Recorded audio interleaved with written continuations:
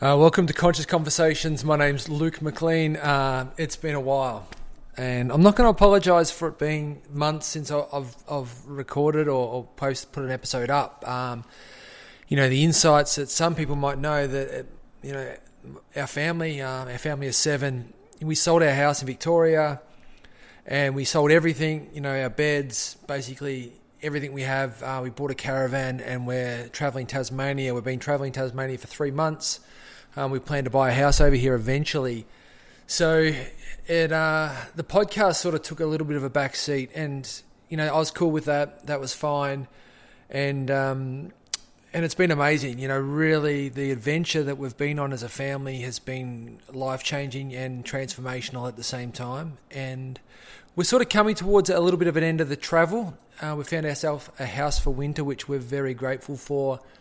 And we'll settle down south near Hobart, and find ourselves a little community there. So I'll talk a bit more about the trip in another podcast. I might even try to get someone to come and interview me around the journey, and just also around the decision making to sell up, to actually sell your house, to relocate 5 kids, to go and buy a caravan. And we did this without having a set plan, with really stepping into a lot of unknowns. And just recently, there's been so many unlocks for me personally with my coaching business that I'm working towards, with the podcast, with the direction that I want to go with my career, but also with the kids and their growth and their transcendence into these beautiful human beings that's happening by spending time in nature, by being together, has been incredible. Nothing short of you watching miracles before your eyes. And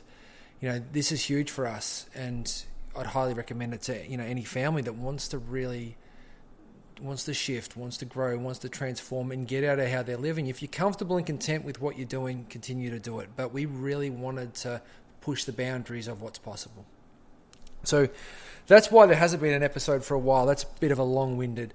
And also I've had no internet, very, very limited internet. I'm working. I've still got some awesome clients that have allowed me to work remotely, that I'm coaching. So I'm doing a lot of coaching while I'm on the road. And the other time that I'm trying to do is spend with the kids. So podcasting has taken a back seat. But I've just got this beautiful moment in time where I've got great internet and the kids are away, and I just had 20 minutes. So I'm going to put this one up. And I've got some awesome episodes that I'd recorded before going. So these are older episodes that I've recorded, but they're timeless. So this one today is with Shannon Lohr. And she's, I think, based in Boston. She's in the States.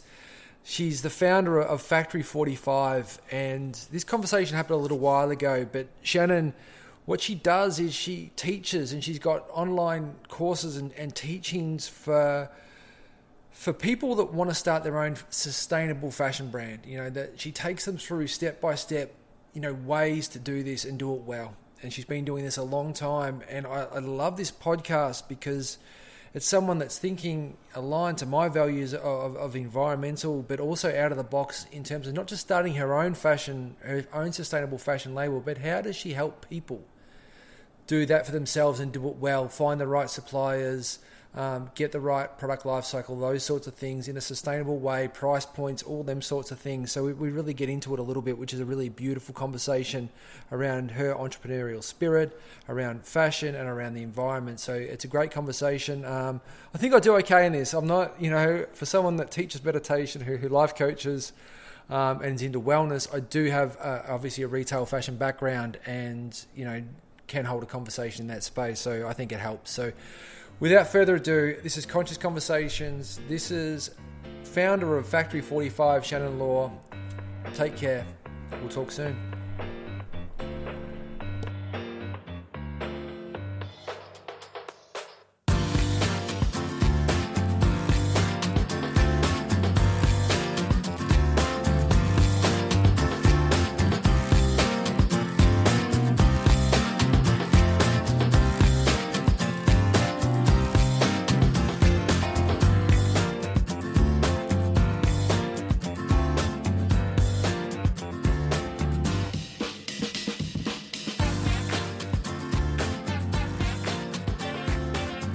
I'd love to start, this conversation and just talk about, fashion and sustainability, and how you grew up in that space, and where it really came to fruition that this was something you wanted to put your life into. Yeah, I don't think I ever intended to put my life into it. I was a journalism major in uni or in college in the States, and uh, I didn't have a fashion background. I wasn't really particularly interested in sustainability. But what happened was I was actually in Australia bartending after college in Manly, and I was sort of just traveling around the world and exploring and figuring out what I wanted to do next and for a career. And I ended up meeting another woman in Manly, and we became friends. And then fast forward about 2 years, she reached out to me on Facebook and said, "Hey, I know you're not going to get a real job. Do you want to start a business together?" Which is just kind of funny to think about. But we were just, we wanted to keep traveling. We wanted to do something that had purpose and that we felt passionate about. And so we started looking into what it would take to bring a fashion product to market. And we started designing and talking to suppliers and manufacturers. And what we realized was, oh my gosh, fashion is so bad for the planet. It's, contributes to so much waste and human rights issues. It's just a really, to be frank, dirty industry. And so we decided if we were going to do this, if we were going to start our own clothing brand, we were going to do it right. We were going to do it in a way that helped people and planet. And that is when we sort of started researching sustainability and fashion.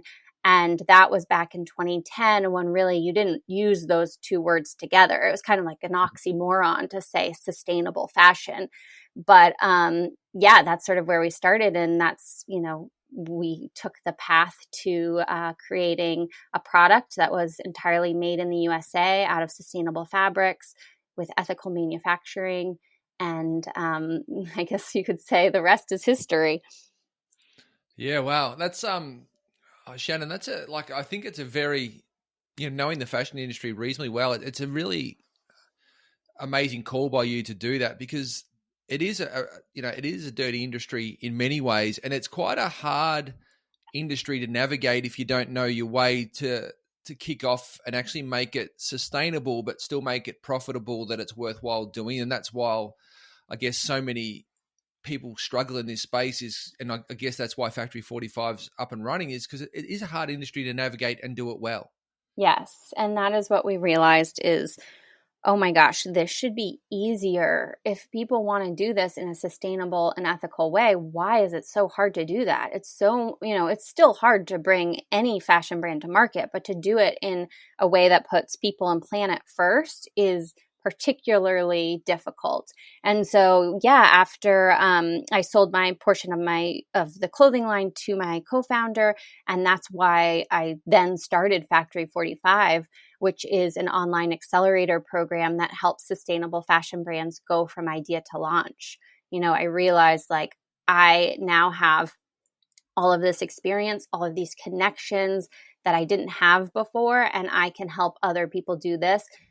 Build a sustainable and ethical business model from the start. Yeah, that's great. And I think that's so needed. And how much, Shannon, do you think we'll talk about Factory 45 in a minute, but how much is it a little bit too? And I see this shift happening in Australia, but there's a re-education of the customer to move away from the $10, the $5 t-shirts, and to not have a cupboard full of clothes, and to really try to simplify their wardrobe and buy stuff that's going to last and be better for the planet. Yeah, well, that's why when people will say to me, well, okay, you're into sustainability. How do you feel about, helping create more clothing and putting more products out into the world that, are eventually going to potentially end up in a landfill? Like, how do you justify that? But it's exactly that. It's these sustainable fashion brands that are launching, whether it's through my program or elsewhere, they are the ones bringing this conversation to the consumer. They're the ones doing the education so that consumers will start to think about, oh, wait, oh, so that's what buying a $5 t-shirt does. Or, oh yeah, why do I have all of this clothing in my closet that I never wear? Or why do I think it's okay to, just buy, and then just, whether it's donating it or actually throwing it out, starting to bring up those topics and those conversation pieces and that's really how the consumer is going to start to learn and to feel like this is an important topic to believe in and to focus on. And so it's really the responsibility and to the credit of these independent, small, sustainable fashion brands that the consumer is even talking or thinking about this. And I love that, Shannon, because there is a re-education, and I know in Melbourne, especially, like these smaller businesses, like these sort of more boutique designers that are doing some great work, like they're in many ways what's making sustainable fashion, and this smaller version of living really sort of cool and accessible to people now. And that's what I think is really important. And I'm wondering whether that's happening over in the States as well, sort of the more boutique and smaller designers, not the bigger companies. Oh, for sure. It's definitely the smaller independent brands is what I call them. But yeah, like they are also bringing each other in. Like I keep seeing all these collaborations happening between smaller sustainable fashion brands. And so like promoting each other, it's just the fashion industry has such a reputation of being cutthroat and competitive and just like, ugh. And really I feel that like the independent brands, these smaller brands are changing that reputation. And really it's becoming more about collaboration and lifting each other up, because they know in the long run, the more the consumer is thinking about sustainable fashion, the better off they will be. And Shannon, in the States, are they showing up like just online, or are you seeing like these smaller independents showing up like in markets and, in cool little spots as well? Or is it mostly an online version? No, it's definitely both. I mean, before the pandemic, which we are, in a much worse situation in terms of how we've controlled it than you guys are. And so we're still mainly, we're shut down. But before all that was going on, it was definitely a hybrid. I think at least through Factory 45, what I teach is launching direct to consumer. But what that can mean now is still having a wholesale presence or retail presence in brick and mortar. And it's awesome because instead of, having to rack up your price so that you can sell wholesale, it's more of these like temporary pop-ups. So you can be in these markets, as you're saying, or be in these little retail spaces for maybe 3 months and just test your product and see how it does in a retail space before committing to that wholesale growth. Yeah, that's cool. And I'm also seeing there's also maybe, bigger stores that might have a range of independents in one area, like in one shop, and they sort of, you can take your product in there and have a space within that greater store. That sort of happens a little bit around us as well. Oh yeah, that's a great way to just, again, like test your retail presence in these little pop-up or like hybrid markets. You mentioned before, and I want to discuss this a little bit with you. You mentioned before the sustainability and the care for planet and people. I'd love for you to touch a bit more on what that care for people means when you talk about that. I think the planet one's people get that a lot, but maybe not so much the one about care for people. Yeah, I mean, it's complicated and, by no means do I have it figured out, but there's definitely, there's an issue with human rights violations, with the labor that happens to make our clothing. And there's so little transparency when it comes to the garment workers in countries like Bangladesh or Cambodia or Vietnam, and where they, in most purposes or most accounts are not being paid a fair and living wage. They are not working in safe conditions. There's a whole slew of things that someone far wiser in labor rights issues could talk about. But there is also the fact that there are 27 million slaves in this world. So those are people who are not just not paid a fair wage, they're not paid anything. And these are mainly women and children, and many of them are the ones making our clothing or, doing the intricacy of beading work or sequins. And the issue is, again, the transparency in the supply chain. You may think that, the fast fashion brands of the world have their contract, or they have their factories and everything's above board, but those factories could be contracting out to these very, very small, you couldn't even call them factories. It could be a woman in a home sewing and being paid pennies or nothing at all. So again, someone else could speak to that far more eloquently than I can, but that's just a little touch on what some of the human rights issues look like. Yeah, it's interesting. It's and I think there's a documentary, if I'm right, Shannon, called The True Cost. Is that right? Yes, by Andrew Morgan.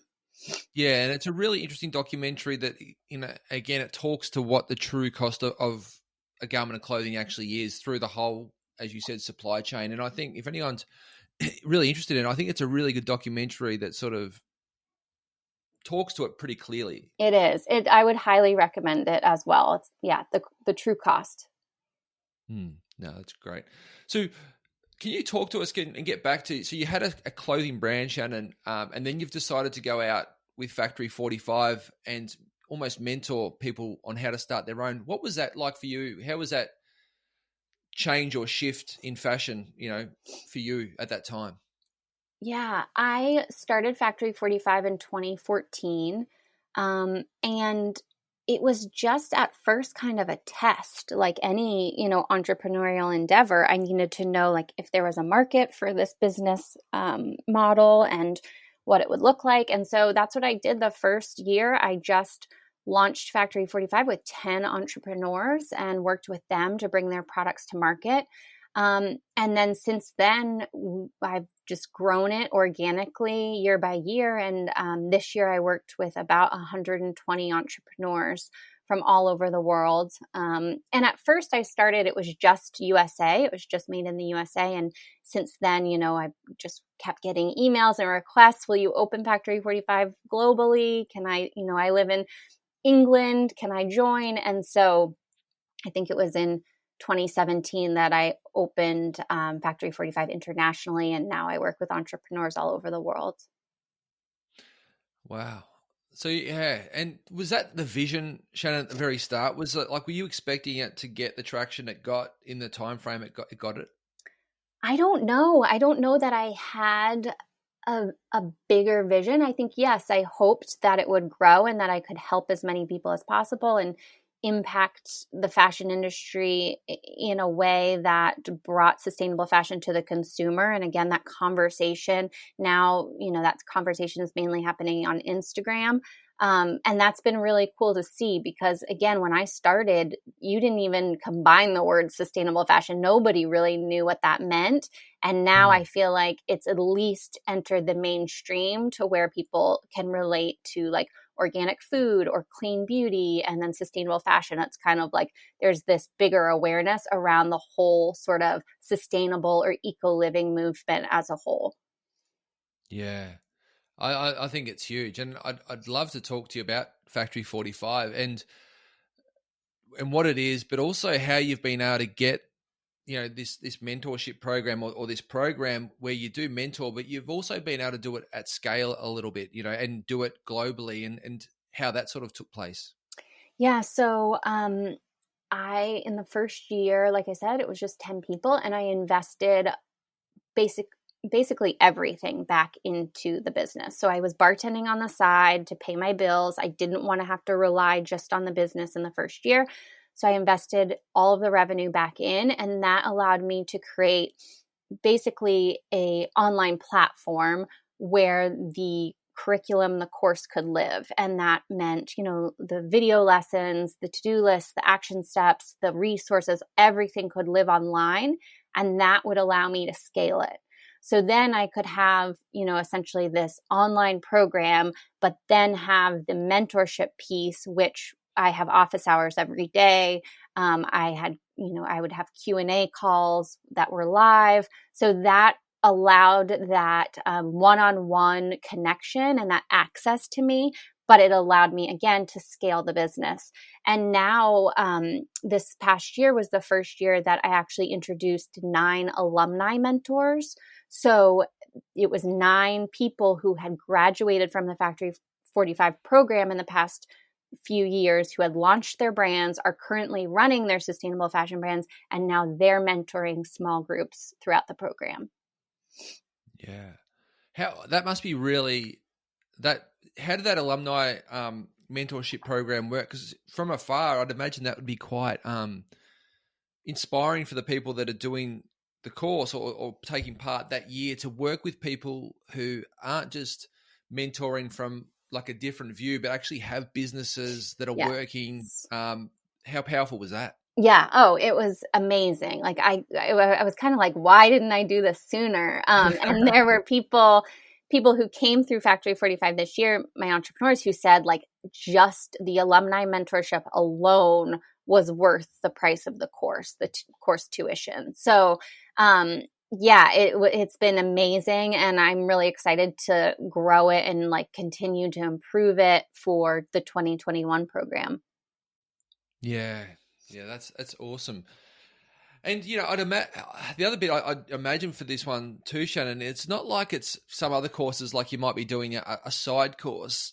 A lot of these people that maybe are taking part in your course, they're wanting to start a business. They're ready to go now, and they're wanting full access to the course and wanting to implement it from the word go, not do it in a couple of years and they're just going to get, like you do a personal training or something, you'll just do a little bit of it. This is what they want their careers to be, many of them. Yeah, and that's why it's a 6-month program. You do not see a lot of online courses or programs out there that are 6 months long. Yeah. But to bring a physical product like a sewn good to market, it really takes that long. It really does. And I want them to have as much access to me as they need. And I just think that timeline is sort of necessary because it does take a long time. But, I have people coming through the program full time where, like you said, they're just that they want this to be their career. They're focusing on it fully. They don't have any other things going on.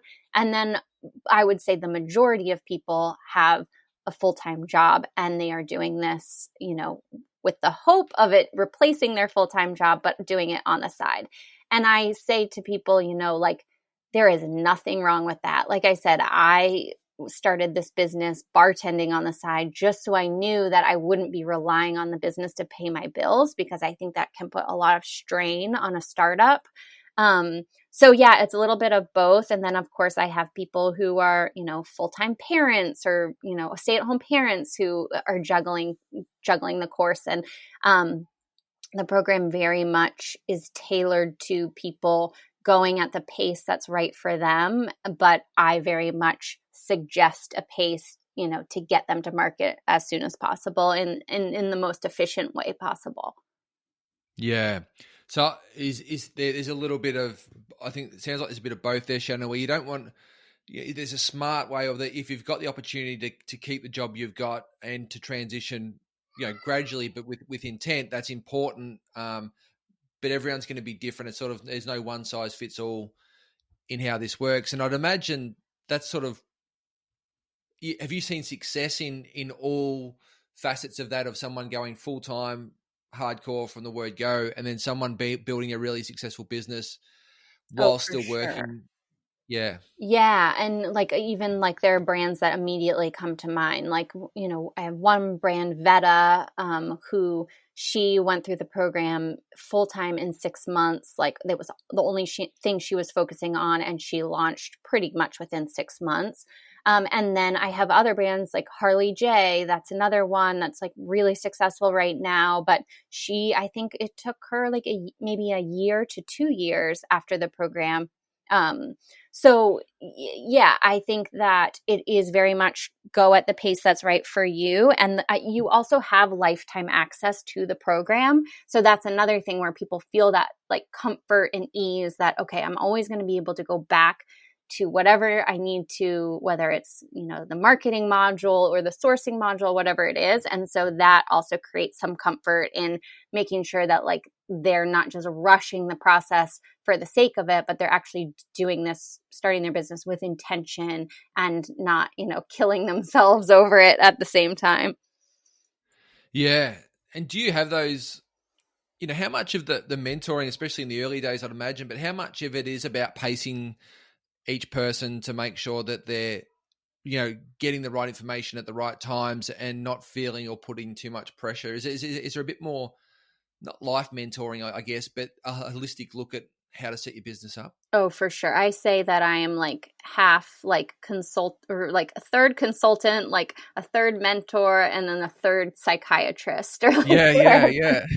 Yeah, definitely. I think, oh gosh, like starting a business, there's nothing like it in terms of the mental toll it can take and just the emotional roller coaster. So yeah, I think, I'll get emails during office hours where I'll get an email from someone freaking out and just like so stressed. And I'm like, all right, let's take a step back here. Let's look at like what has gone well this week. Okay, your supplier fell through for your hang tags. All right, well, that's okay. Here's the database where with an entire list of other hang tags. Like, it's just kind of reminding them to put things into perspective and to sort of manage expectations. But it's a funny thing. But after doing it for this long, I feel like I'm very much, nothing phases me anymore. That's for sure. Yeah. And I'd imagine like doing it as long as you've done it now, do you get like, is there some business models that you see or some ideas that you're like, hey, that's going to be a bit of a grind, or there's others that you're like, wow, that's a good idea. I haven't seen that before. Oh, for sure. And especially like to the ones where you said like, oh, that's going to be a bit of a grind. Like that's the majority of people. And I have to really say, okay, let's look at this. How can we simplify this? You want to do 12 pieces? Like, do you know how much that's going to cost in product development and time? Like, let's hone this in. Like, can we do this with 3 pieces? Can we just get 3 pieces out there and get the market response, customer response, and then, you can expand to more pieces. But that's, again, it goes back to sort of like managing expectations and then really helping people hone in on like their, unique value proposition and finding a way to simplify. And is there a wide variety of people with different skill sets that might have been in the fashion industry but want to be able to transition where they might be, product developers, or they might have, they might be more well-versed on supply chain or buying or whatever it is, and you're sort of then trying to upskill them or get them to understand different areas. And then you might also have people that have got no experience. Yes, I definitely have a bit of both. I have a lot of people with no experience, which is great because that's where I started. I had no experience when I was starting my brand, and that's absolutely a great place to be. And then, yes, I get people who are coming from the traditional retail space, where like lead times are either super, super long or they're super, super short, and they're like, "Why is this taking so long?" And it's really, really helping them to realize like you're not in the corporate world anymore. Like you're not in corporate fashion. That's a whole different world. That's not what we're doing. What we're doing is like startup, scrappy, bootstrapping, like let's test the market, let's pre-sell, let's, just get customer response, customer feedback first without focusing on like this idea of perfection or that the brand has to look like, the Patagonia of the world, where that's not where we're going to be when we're just starting out. Yeah. And is it easier sometimes is it harder to retrain someone, or is it easier to have someone that's going from nothing and is like an open book? It depends. I think probably it's easier with the people who are like starting from scratch. Yeah. I'd imagine like, because there's some, again, the retail industry, especially the big retailers, there's a lot of ingrained beliefs and behaviors and, as you said, shipment dates and, we'll air it in or we'll boat it in depending on, like, there's a lot of ingrained beliefs that you'd have to unlearn to go in. And That's a completely different customer as well, isn't it, Shannon? Like the customer you're going after with this at the moment isn't the customer that's going to, Walmart or wherever it is in America to buy the cheap tea. Exactly. And that's what it is like, and this is one of the things we do very early on in the program is like focusing on who your ideal customer is. And that's like another tendency is, well, what do you mean my ideal customer? Like, I want my customer to be everyone, like every woman in the world. And I say, if you want your customer to be every woman in the world, like if you're trying to appeal to everyone, you will appeal to no one.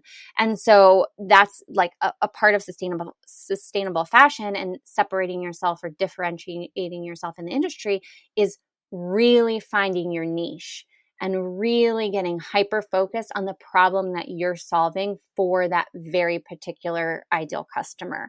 And then realizing there's always going to be secondary markets, there's always going to be that tertiary market, but focusing on that first primary ideal target customer, getting to market, getting her feedback, and then reiterating and slowly scaling and growing to other markets.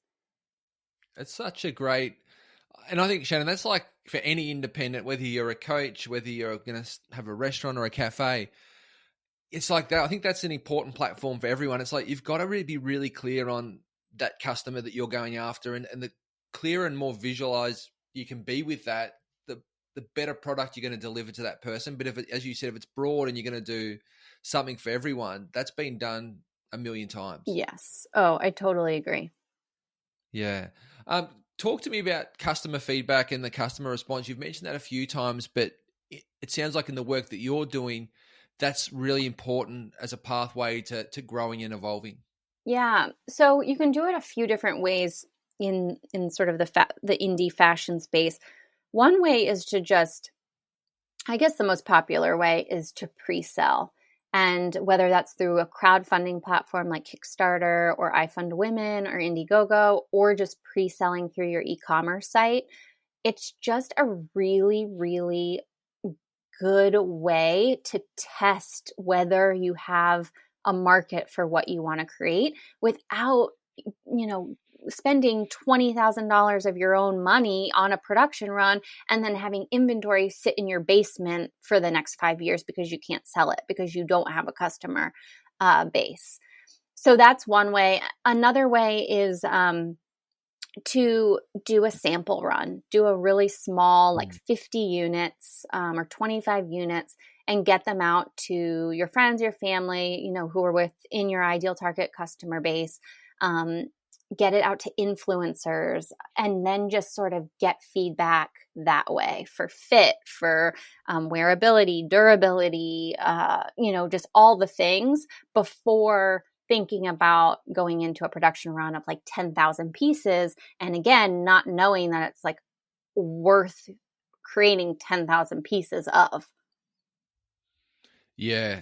And I think the key thing for people to realize is that that production of 50, like that you're going to give to people, that's about, as you said, that's customer response. You're not going to make money off those 50. You might break even if you're lucky, but exactly what you're saying. You're trying to get feedback is this viable? Right. Because manufacturing 50 pieces is still going to be far less than losing 20,000 because you didn't go do that 50 piece run. Yeah. Is that like, so we'll talk through the modules because there's 5 modules. Is that early on in the modules that you start to talk to this sort of stuff, Shannon, or what is the starting point for the course? The starting point for the course is, so when people apply and then they are accepted and they enroll, they start with a prerequisite kit. And that's really just things like, when should you register your business? Like, when do you need a tax number? It's like sort of the nitty gritty stuff that people are always curious about. But really, like, the heart of the program starts in module 1 when we begin sourcing fabric and materials, because that is the thing that always takes the longest. And people are always surprised, especially when you're talking about sustainable fabrics. The good thing is, like, it narrows down your options so you don't have as much overwhelm, but it takes a really long time to find the right fiber, the right weave or knit, the right weight of the fabric, that, all the things. So we do that first. And then in module 2, we start to get into like the branding, the building your audience. And that's a huge, huge message that I reiterate over and over within the program is you have to build an audience before you launch. You cannot get to the point of launching, whether it's a pre-sales campaign or your e-commerce site or your crowdfunding campaign, and not have anyone to launch to. So that means building your email list, building your social media following, making sure that you're creating buzz and a following. And then in module 3, we get into product development and manufacturing. Module 4, we talk about e-commerce marketing and selling direct to consumer, how to do that effectively. And then in module 5, that's when we get into pre-selling and going to market. Wow. I love it. I love that you start with like the real basics of even just getting the right, in Australia, it's the ABN or your tax file and getting that sorted. Like that's the stuff that people would assume that that's just going to happen, but it's super important for, as you said, this is a real program for people starting out from really scratch. Yes, it is. And I do have people come through the program who have already launched, but they want to do a rebrand, or they want to launch a new collection, or they want to relaunch, or they want to do crowdfunding. But yes, if you are just, I get so many emails from people who are like, I don't even have sketches, or I don't even have a business plan. And I say, great, that's the perfect place to be. Come on and apply, come on in, because the program really does start from scratch. Yeah, that's cool. I'd love for you to talk about how do you get a following? How do you get that buzz around? And it's so important these days around social media when you haven't got product. Like, is that one of the really important parts, or is that one of the people struggle with, is to get that following without having the product, or they think they need the product first? Yes. Oh my gosh. This is, again, I've become such a broken record with this because I get so much pushback. What am I going to put on Instagram? What am I going to put in an email? What am I going to put in a blog post? I don't have a product to sell yet. What am I even going to talk about? And that's one of the biggest obstacles for people to get over, is realizing you don't have to have a product to build a following, because what people want to see and hear about is the behind the scenes. They want to know your process, your journey. They want to hear about that sample that you got back from the sample maker that looks nothing like the design that you gave them to make. And now you have to start from scratch. And the woes of entrepreneurship. People want to hear that stuff. That's the drama. That's the stuff that people really connect to. And so, this year we did an Instagram challenge within the program where I said, you know what? You guys aren't taking enough action on building your Instagram following. This is where fashion happens on social media. So we need to start focusing on that. And it was just a 14-day challenge where I gave them prompts, one-word prompts. It could be like behind the scenes. It could be mission. It could be blooms. It could be the randomest words. And they had to interpret what that meant and create an Instagram post around it.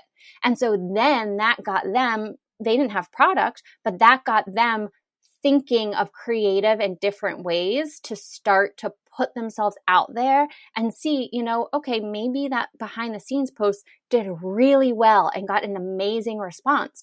But the post you did about your mission really didn't hit with people. So now you know that you need to sort of maybe reword or refine what your mission is. And that's what entrepreneurship is. It's these little mini tests and experiments every single day. I've been doing this for so long, and I'm still doing little experiments every day. I think you have to, don't you? You have to keep relevant, and because it's such a changing environment, especially like Instagram and social media. And there's so much you can learn from not just like fashion, but just from people that, again, engage their audience well. I watch a variety of different people, whether they're coaches or podcasters, but whether it's fashion, that storytelling piece is just so crucial. Oh, it's so crucial. And again, it's about telling the story from the beginning, the origin story, and not waiting until, okay, we're ready to sell, we're here, buy from us. That's too late to start to to tell the story. Yeah. Yeah. I completely agree. And how much do you think, considering it's sustainable fashion, and I imagine a lot of these people that you work with have really good ethics, do you encourage them to also add in a little bit of their personal story about themselves and open up about who they are on their socials as well? Absolutely. I think that personal face is so important. You see like brands like Coca-Cola or like McDonald's, like I remember when they started putting like faces to the brand. Granted they were like models or like you see in like celebrity endorsements, but that's what people connect with is the face. And if you can get the face of the founder out there, which I know people are shy and resistant to, and that's understandable, but that is really what is going to connect with the customers when they feel like they are supporting an individual. And then, that's what sort of, when you get to the point where you're ready to sell something, it's like, not only do I really want this product, but I really want to support this entrepreneur. Yeah.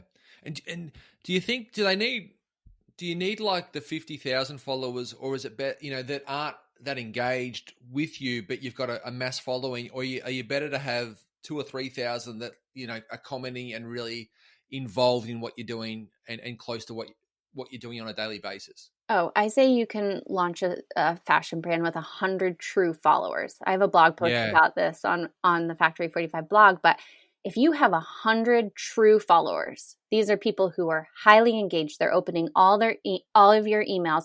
They're engaging with you on Instagram. They're DMing you. They're sending you emails. That is enough to launch, because what will happen is when that time comes and you do launch and you're ready to sell, those people are going to tell their friends, their family. They're going to be your first customers. They're going to help you spread the word. And I would far, far rather you have 100 true followers than I would you have 5,000 people who never open your emails and don't care. Yeah. I think Seth Godin talks about this in one of his books, but it's so true. And I guess that goes back, Shannon, to what you're talking about being really clear on who your audience is as well. Like, you're better off to engage with those 100 who are your customer than trying to be the customer for everyone, which is, again, back to what you were talking about earlier. For sure.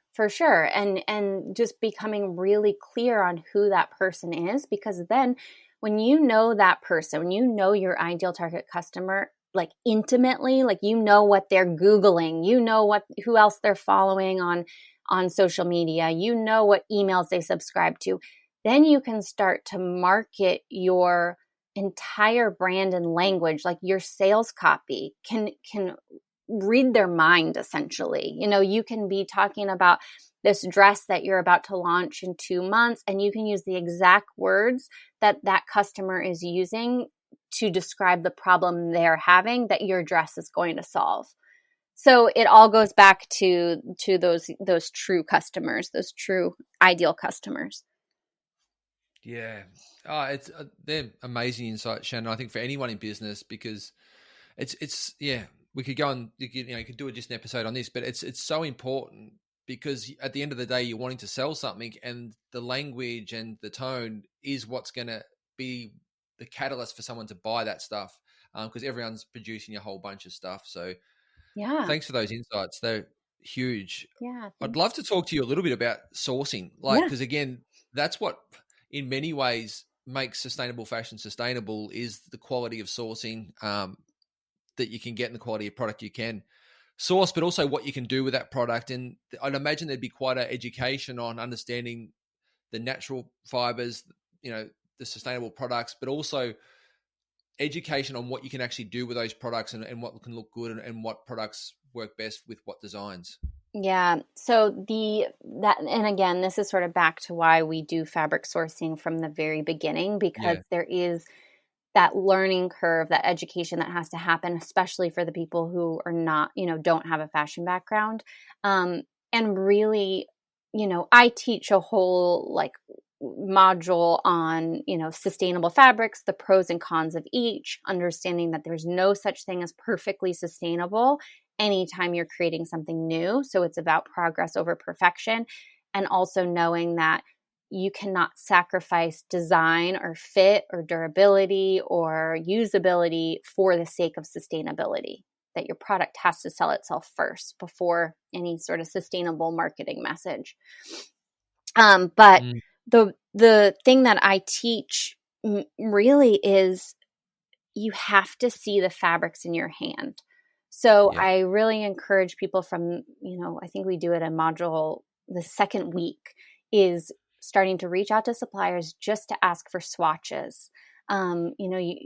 And just getting as many fabric swatches in the door so that you can hold them. You can put them through the wash. You can see how they react. Do they pill? Do they shrink? Do they curl? Like all the different properties of fabric that you need to start to learn and understand.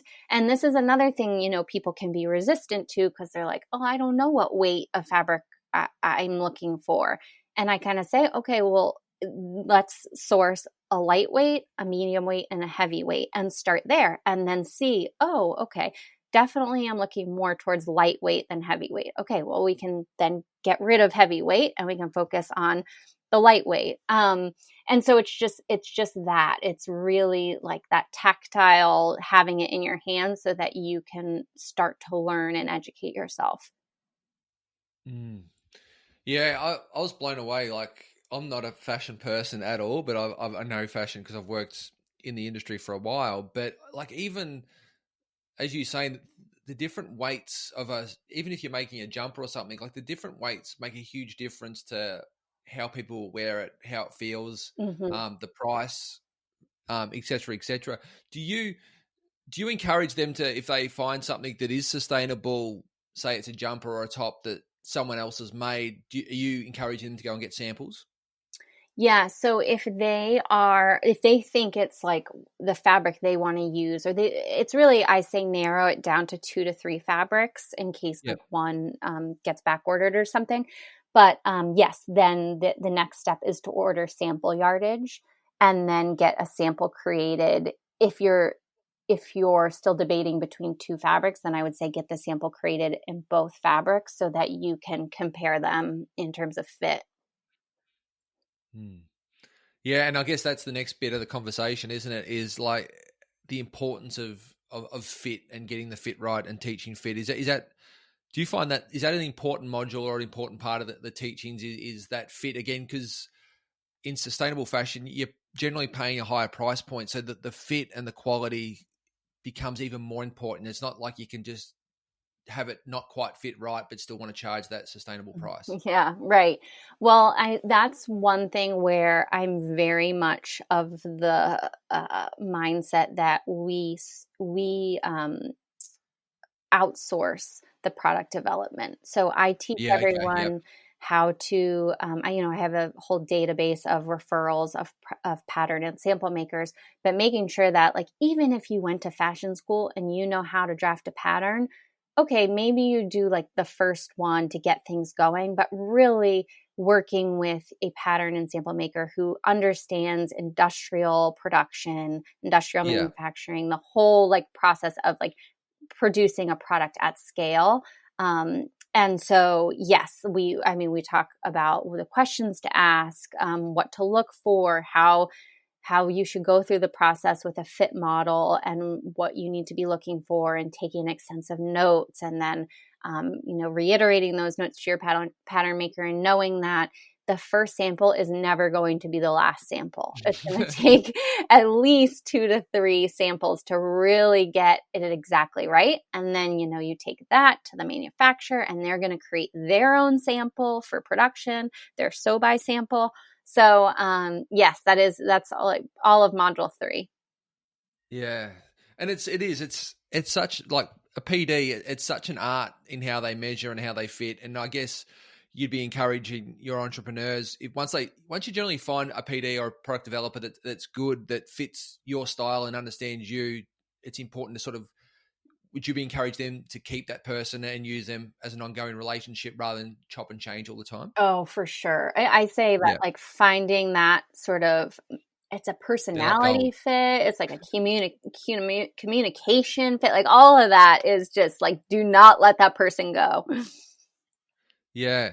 And how did you go about finding these people? Like finding your product developer, database and finding, your suppliers and that, how much work was involved in that, Shannon? Like, knowing it a little bit, that I'd imagine sourcing those people would have taken some time. Oh, so yes, so much time. And that's why, like, I have people who come through the program and they say, like, just the databases alone were worth it. Or that, there's I had one person pay the entire price of the 6-month program and only take the supplier database because it was like that valuable to her. But yes, it's because it's word of mouth. It's a lot of it is like personal connections that I've made throughout the industry, personal referrals, and knowing what I know from 2010 and trying to start my own brand and knowing no one in the industry, and really, like, there not being so many people that wanted to introduce me to the people they knew. It was just like so closed off that yes, it took a lot of time and energy and networking. And it obviously continuous work to keep it updated and all the emails right and the phone numbers and people who go out of business and replacing them. So yes. Are you finding it easier though, Shannon, like, because of the great work you're doing? And are you finding that there are product developers that maybe have experience at mass scale at other companies, but also they've got an ethical compass where they want to now start to work with more sustainable entrepreneurs, or their graphic designers that want to do the same, that now it's becoming easier to find that community? Yes, because I have people starting to reach out to me, or not starting. Yeah, that's what I thought. Yeah, sure. They reach out to me, and that has thankfully been happening for the past several years, where it makes it easier for me because I'm not like scouring the internet or like going to events and trade shows to meet those people. So yes, that's been hugely helpful. And that would be important for you, because your integrity in this too is you don't want to get people on that list who are sort of half, don't really want to do it. And then obviously your entrepreneurs come back and go, actually, they weren't that interested, or they're not getting back to me, or this is a poor relationship. Yeah, no, and that has happened. Like, I mean, it's bound to happen. And I want to avoid that as much as possible. But that's why also, once the brands launch and they're able to come back to me and give me feedback, that's also like such a valuable component of the program for the future entrepreneurs who are coming through. No, beautiful. It's amazing.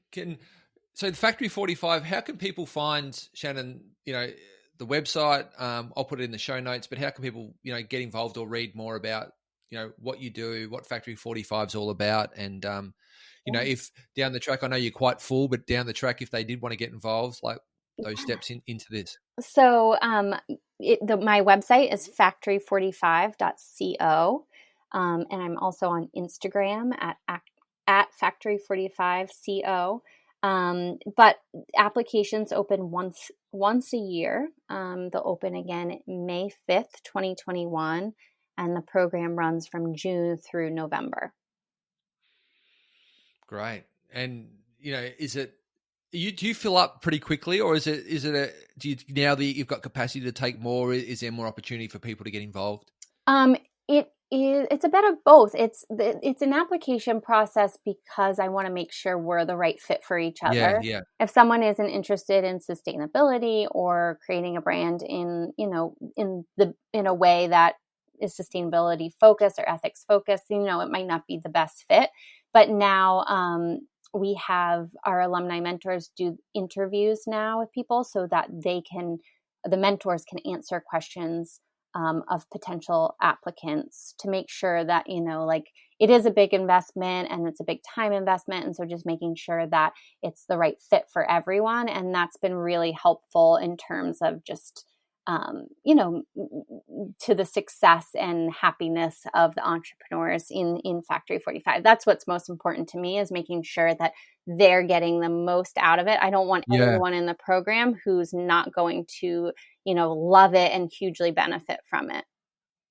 Yeah. And do you almost, do the alumni mentors, with those interviews, do you sort of try to pair them up with like for like, that they're going to get the most value out of the mentor? Yes. Well, the Factory 45 entrepreneurs get to choose their mentor. So they get to rank their top 3 choices, and then most people get their first or second choice. which is great. And it's usually based on like if someone's, wants to create swimwear, then they'll work with our alumni mentor who runs a sustainable swimwear brand. So that's been a really, really cool and valuable part to add on to the program. Yeah, amazing. Shannon, thanks so much for coming on. It was a really informative chat, and I wasn't sure where this would go today, but I've learned a lot, and I'm really glad we caught up and spoke about Factory 45 and all the great work you're doing. So thanks heaps. Yeah, thanks, Luke, for having me.